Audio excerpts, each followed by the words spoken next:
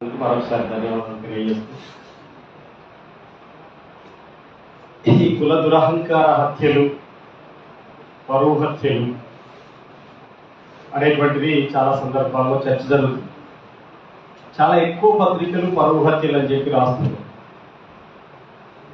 నేనేమంటానంటే, ఒక ఊరిలో ఒక రైతు తన పంట పండించడం కోసం తెచ్చుకునేటువంటి పెట్టుబడి, ఆ పంట గిట్టుబాటు ధర రానప్పుడు అప్పు ఎంత కట్టాలనేటువంటిది ఇబ్బంది పాలై ఆత్మహత్య చేసుకుంటాడు. అప్పు కట్టలేక పరువు పోయిందని చెప్పేసి ఆత్మహత్య చేసుకుంటాడు. నేను ఒక అగ్రకులంలో పుట్టాను అని చెప్పి నాకుంటే, నా కూతురు ఒక నిమ్న కులంలో, దళిత కులంలో పుట్టింది అని చెప్పేసి అనుకున్నప్పుడు, నా పరువు పోతే నేను సూసైడ్ చేసుకోవాలి, పరువు పోయినోడు సూసైడ్ చేసుకోవాలి. కానీ ఎదురుగా ఉన్నటువంటి వ్యక్తిని చంపేయటం అంటే ఇది కుల దురహంకార హత్య. బేసిక్ గా ప్రతి వ్యక్తి కుల దురహంకార హత్యగానే మాట్లాడాలనేటువంటిది నా మొదటి అభిప్రాయం. పరువు హత్యలు కాదు, కుల దురహంకార హత్యలు అనేది నేను చెప్పదలుచు. రెండో విషయం ఏమిటంటే, దీని వెనకాల ఒకే అంశం లేదు. కేవలం కులం కారణంగానే హత్య జరుగుతుంది అనేటువంటి అది ప్రధాన కారణమైన, దాని వెనకాల అనేక కారణాలు కూడా ఉన్నాయి అనేటువంటిది మనం అర్థం చేసుకోవాలి. మీకు చాలా పెళ్లిళ్ళు కూడా జరిగినాయి. ఆ పెళ్లిళ్ళు జరిగినప్పుడు ఏం లేదు, అల్లు అర్జున్ పెళ్లి జరిగింది, రామ్ చరణ్ పెళ్లి జరిగింది. ఇందులో కుల దురహంకారం కానీ కుల హత్యలు కానీ ఏం కనపడలేదు. అవి జరగాలని నేనేం కోరుకోవట్లేదు, కానీ అవేం కనపడదు అందులో. దాని వెనకాల ఉండేటువంటి సామాజిక అంశము సమవుజ్జీల మధ్యలో జరుగుతున్నటువంటి పెళ్లి లాగుంది. కానీ తెలంగాణ రాష్ట్రంలో, ఎస్పెషల్లీ 2014లో కేంద్రంలో బీజేపీ అధికారంలోకి వచ్చింది. రాష్ట్రంలో ఇప్పుడు టీఆర్ఎస్ అధికారంలోకి వచ్చింది. ఈ 2014లో మొట్టమొదటిసారిగా మంతని మధుకర్ హత్య జరిగింది. మంతని మధుకర్ హత్య కానించి ఇప్పటి వరకు మా దాంట్లో విలువైన అభిప్రాయాలు 145, మేము గమనించినంత వరకు 132 కుల దురహంకార హత్యలు జరిగాయి తెలంగాణ రాష్ట్రంలో. ఈ కుల దురహంకార హత్యల్లో హంతకుల తరఫున ఏ రాజకీయ పార్టీ నిలబడుతున్నది, బాధితుల తరఫున ఎవరు నిలబడుతున్నారు అనేటువంటిది స్పష్టమైన అంచనాతో మనం ఉండాలి, లేకపోతే ఇబ్బంది అయింది. ఈ మొత్తం 132 కుల దురహంకార హత్యల్లో ఒక నాగరాజు హత్య వెనుకనే బీజేపీ ఉంది. పైగా హత్య చేసినటువంటి వాళ్ళ హంతకులకు మద్దతుగా వాళ్ళు నిలబడ్డారు. పెరుమాళ్ళ ప్రణయ్ హత్య జరిగిన తర్వాత 48 గంటల పాటు డెడ్ బాడీ తోటి ఉన్నాం. చాలా సంఘంలో మన మిత్రులు ఉన్నారు, లక్ష్మణ్ ఉన్నారు, నేను చాలా మంది ఉన్నాం. కానీ బజరంగ్ దళ్ విహెచ్పి కార్యకర్తలు నల్గొండలో ర్యాలీ పెట్టారు. హంతకుల తరఫున నిలబడ్డది బీజేపీ, ఆర్ఎస్ఎస్. ఇది మనం గమనించాలి. ఒక నాగరాజు హత్య అప్పుడు మాత్రమే అటువైపు నిలబడ్డారు. కారణం ఏమిటంటే, నాగరాజు దళితుడు, ఎదుర్కొన్నటువంటి వాళ్ళు ముస్లిం కాబట్టి నిలబడ్డారు. మత విద్వేషాలు రెచ్చగొట్టడానికి ప్రయత్నం చేశారు. బండి సంజయ్ స్పందించాడు, రాజా సింగ్ స్పందించాడు, మిగతా ఎక్కడ కూడా స్పందించలేదు. ఇది ఒక రాజకీయ కోణాన్ని మీరు పరిశీలించాలనేటువంటిది నేను మీ దృష్టికి తీసుకురాను. తర్వాత దళితుల్లో కూడా చాలా వివక్షపూరితమైనటువంటి అంశాలు కనిపిస్తున్నాయి. మీరు వాటన్నిటినీ పరిశీలిస్తే ఇది ఒక అంశంలాగా. ఇటీవలి కాలంలో ఒడిశాలో మీరు గుర్తించండి, ఒక ఇద్దరు ప్రేమ పెళ్లి చేసుకున్నందుకు వాళ్ళిద్దరిని కాడెద్దుల్లాగా కట్టి దున్నించారు. జీవితంలో ప్రేమ పెళ్లి చేసుకోవడానికి వీల్లేదు అని చెప్పేసి నాగలికి కాడెద్దుల్ని కడతారు కదా, అడ్డు కట్టి పొలం దున్నిచ్చారు. ఎక్కడున్నామా? భారతదేశం చంద్రయాన్ని ప్రయోగించింది. ఈ పరిస్థితులలో ఎంత దుర్మార్గమైనటువంటి స్థితి నెలకొని ఉంది, మీరు ఆలోచించమని చెప్పి నేను కోరుతున్నాను.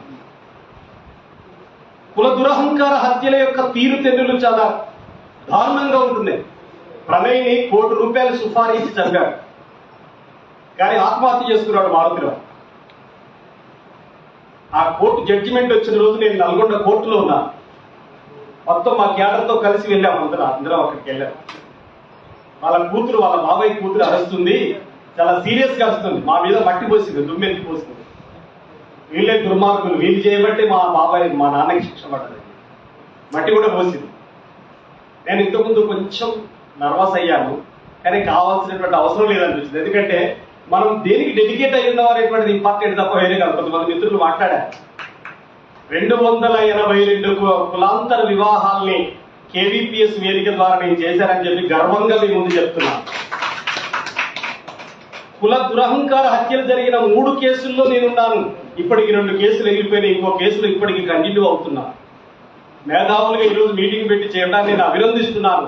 కానీ ఫీల్డ్ లో ప్రత్యక్షంగా ఉంటున్నటువంటి వాళ్ళని గౌరవించమని చెప్పేసి నేను కోరుతున్నాను. గౌరవించకపోయినా పర్వాలేదు కానీ కనీసం అభినందించమని చెప్పేసి నేను అడుగుతున్నాను. మిత్రులు ఎవరు వచ్చారో ఎవరు రాలేదు, ఒకే అంశం మీద మాట్లాడుతున్న వాళ్ళు అనేక మంది ఉండొచ్చు, కొన్ని సంఘాలు ఉండొచ్చు, అనేక అంశాల మీద ఉంటున్నటువంటి వాళ్ళు కూడా ఉంటారు అనేటువంటి గుర్తించాలని నేను చెప్పదలుచుకున్నాను.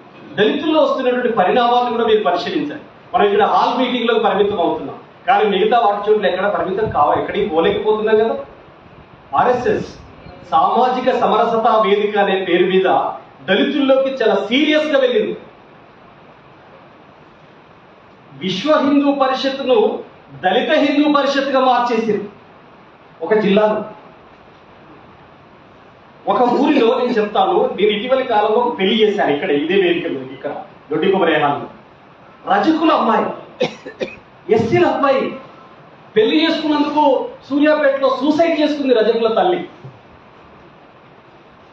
ఒక సామాజిక కోణాన్ని, ఒక ఆర్థిక కోణాన్ని, ఒక సాంస్కృతిక కోణాన్ని వీటి వెనకాల వెతకకుండా ఒకే అంశానికి పరిమితం అయితే మొత్తంలో ఒక భాగాన్ని మాత్రమే చూసినట్టు అవుతుంది అనేటువంటిది నేను చెప్పదలిశాను. అత్యంత పేదవాళ్ళు రజకులు. మీకు సామెత కూడా ఉంది, నేను కూటికి తక్కువైనా కులానికి తక్కువ కాదు అనేటువంటి సామెత. నేను కూటికి తక్కువ అయితే కావచ్చు, కులానికి తక్కువ కాదు. నువ్వు మాదిగా అంటే నువ్వు తక్కువ, నేను చాకరీ అంటే ఎక్కువ అనేటువంటి ఫీలింగ్ లో ఆమె ఆత్మహత్య చేసుకోవడానికి ప్రయత్నం చేసింది. ఆఫ్టర్ బాధికుడితో పెళ్లి చేసుకుంటావారు అని చెప్పేటువంటి పద్ధతులలో చేసుకోవడం అనేటువంటిది. నేను చెప్పదలుచుకున్నటువంటి అంశం ఒకటే, ఓవరాల్ గా ఈ రాష్ట్రంలో రాజకీయ పార్టీల యొక్క వైఖరి దీని మీద ఏమిటి అని చెప్పేసి మీరు చర్చన, రాజకీయాలే మొత్తాన్ని శాసిస్తారు. సంఘాల ఉపన్యాసాలు చాలా మంది చేస్తుంటాం, నేను ఇంకో గంటన్నర మాట్లాడతాను ఇదే అంశం మీద, కానీ అట్లా దీని వల్ల లాభం లేదు. కానీ మిత్రులు నేను చెప్పదలుచుకుంది ఏంటంటే, రాజకీయ పక్షాలు మీ వైఖరి ఏంటని చెప్పండి. మన మిత్రుడు వహీద్ గారు అందరం కలిసి ఊసా గారు ఉండేది, రత్న సార్ ఎవరో గుర్తు చేశారు, మేము కులాంతర వివాదులకు రక్షణ చట్టం కావాలని చెప్పేసి వెళ్ళాం. మీకు ఎన్నికలు జరుగుతున్నాయి 2018లో, మీ మేనిఫెస్టోలో పెట్టండి అని చెప్పేసి వెళ్తే కాంగ్రెస్ తరపున ఉన్నటువంటి ఇప్పుడు దామోదర్ రాజనరసింహ గారు అప్పుడు మేనిఫెస్టో కమిటీ చైర్మన్, కేశవరావు గారు టీఆర్ఎస్ మేనిఫెస్టో కమిటీ చైర్మన్, మేము అన్ని పార్టీల దగ్గర బీజేపీ ఎట్లా పెట్టదు, ఇవి జరగాలని కోరుకుంటుంది. ఊర్లో కుల విద్వేషాలు రెచ్చగొడుతుంది, దేశంలో మత విద్వేషాలు రెచ్చగొడుతుంది, సరిహద్దు విభేదేశాలు మిగతా దేశంతో రెచ్చగొడుతుంది. రెచ్చగొట్టడం, చిచ్చు పెట్టడం, ఓట్లు దండుకోవడం అనేటువంటిది బీజేపీ పాలసీ. దాని జోలికి కులాంతర వివాహాలను ప్రోత్సహిస్తుందని చెప్పి ఎలా అనుకుంటాం, అనుకోలేము. కానీ మిగతా పార్టీల దగ్గర పోతే వాళ్ళంతా ఏమిటి, వాళ్ళందరికీ రిప్రజెంటేషన్ చేశాం కదా మేము. దాని నమూనా ఎలా ఉండాలో కూడా మీకు కూడా ఇస్తాం, మనం మేధావులకు కూడా ఇస్తాం. నమూనా తయారు చేశాం, కులాంతర వివాహితుల రక్షణ చట్టం ఎలా ఉండాలో దాని నమూనా తయారు చేశాం. అది కూడా మీ అందరికి ఇస్తాం కొద్ది రోజులు. కానీ నేను చెప్పదలుచుకుంది ఏంటంటే, ఇద్దరు ఇచ్చారు. ఆ రోజు తెలంగాణ జనసమితి పేరు మీద కోదండరామ్ గారు వాళ్ళ మేనిఫెస్టోలో చేర్చారు. ఆ రోజు సిపిఎం బిఎల్ఎఫ్ అనేది నిర్మించింది, దాంట్లో వాళ్ళు మాత్రమే చేర్చారు. ఇక మిగతా ఎవ్వరు చేర్చలేదు, కాంగ్రెస్ కానీ టీఆర్ఎస్ కానీ ఎవరు చేర్చలేదు. అందుకని వాళ్ళ ఎన్నికల మేనిఫెస్టోలో ఉండట్లేదు, వాళ్ళ రాజకీయ పార్టీల వైఖరి ఏంటో తేలట్లేదు. సంఘాలుగా ధర్నా చేస్తున్నాం, పోతున్నాం, అన్నిట్లలో ఉంది. మీరు మల్లేష్ గురించి చెప్పారు, నాకు మిగతా ఘటనలు చూసినప్పుడు మల్లేష్ దాంట్లో కొంత సానుకూలత ఉందని అనిపించింది. ఎందుకంటే ఎక్కడికి ఎవడు మంత్రి రాలే ఇప్పటి వరకు. సరే ఏం చేశాడు అనేది వాటిని పక్కన పెట్టాడు. ఒక సోషల్ వెల్ఫేర్ మినిస్టర్ అక్కడికి వచ్చిండు. ఒత్తిడి చాలా సీరియస్ కదా, అది పోరాటాల ఫలితమే. మంత్రులకు ఏదో దయాదాక్షిణ్యాల వాళ్ళు వచ్చారని చెప్పి నేను అనుకోను. అక్కడ వచ్చినటువంటి ఒత్తిడి చాలా సీరియస్ ఉంది. అన్ని సంఘాలు, ప్రజా సంఘాలు, సామాజిక సంఘాలు అందరూ ఒత్తిడి చేశారు. దాని ఫలితంగా ఓ మినిస్టర్ రావటం, ఎస్సీ ఎస్టీ కమిషన్ చైర్మన్ రావడం, కలెక్టర్ వచ్చాడు వాళ్ళ ఇంటికి. ఇది ఇప్పటి వరకు మిగతా ఘటనలో ఎక్కడ జరగలేదు. ఇట్లాంటి ఈ పరిణామాన్ని జరిగింది. ఇదంతా జరిగినందుకు ఏమంటే మల్లేష్కి ఏమన్నా వాళ్ళ కుటుంబానికి మేలు జరిగిందా అని చెప్పేసినట్టు నేనేం దాన్ని అంగీకరిస్తాను. కానీ ఇట్లాంటి ఒక పాత్ర, ఒక ప్రజా ఉద్యమాల ఒత్తిడి, సామాజిక ఉద్యమాల ఒత్తిడి వల్ల అది సాధ్యమైంది అనేటువంటిది నేను చెప్పదలిశాను. చివరిగా నేను చెప్పే ఒకటే మాట ఏమిటంటే, ఈ కులాంతర వివాహాలు జరిగిన ప్రతి సందర్భంలో 3 చోట్ల 3 రకాల అనర్థాలు జరుగుతున్నాయి. ఒకటి పోలీస్ స్టేషన్లోనే జరుగుతుంది. పోలీస్ స్టేషన్లోనే మనం కాగితం రాసి మాకు ప్రాణ భయం ఉంది, రక్షణ కల్పించాలని చెప్పి రాయగానే ఇమీడియట్లీ దాన్ని తీసేసుకొని ఇంకో రూపంలో దాన్ని రాసేస్తున్నారు. మార్చేస్తున్నారు ఏమిటే. పోలీస్ స్టేషన్లో ఒక బాధితుడు ఏ రకమైన బాధ అనుభవించాడో తాను పెట్టినట్టుగానే ఎఫ్ఐఆర్ చేయాలి. మార్చేస్తున్నారు దాన్ని మార్చడం ద్వారా జరుగుతున్నటువంటి నష్టం ఒకటి. రెండో విషయం, వాళ్ళు కౌన్సిలింగ్ ఇచ్చే పేరిట మొగ్గు చూపుతున్నారు. ఆర్థిక బలం, సామాజిక బలం, రాజకీయ బలం ఉన్న వాళ్ళ వెంట పోలీసులు మొగ్గు చూపుతున్నారు. చట్టం వైపు పోలీసులు ఉండగలిగితే, చట్టం వైపు న్యాయస్థానాలు ఉండగలిగితే ఏముండదు. చట్టం లేదా చెప్పట్లేదా? కులాంతర వివాహం చేసుకున్నటువంటి వాళ్ళకు ఎస్సీలో సోషల్ వెల్ఫేర్ డిపార్ట్మెంట్ లో జీవో నెంబర్ 12 ద్వారా 2,50,000 ఇవ్వాలని చెప్పేసి జీవో ఉంది. కులాంతర వివాహం చేసుకుంటే ఇళ్ల స్థలం ఇవ్వాలని ఉంది. కులాంతర వివాహం చేసుకుంటే ఆ దంపతుల్లో ఒకరికి ప్రభుత్వ ఉద్యోగం ఇవ్వాలనేటువంటి జీవో ఉంది. కులాంతర వివాహం చేసుకుంటే వాళ్ళ పిల్లల్లో ఒకరికి చదువు కేజీ టు పీజీ వరకు ఉచితంగా చెప్పమని చెప్పేసింది. ఇవన్నీ ఎక్కడ ఇంప్లిమెంటేషన్ కావట్లేదు. వీటి మీద మనందరం కలిసికట్టుగా ఫైట్ చేయాల్సిన అవసరం ఉంది.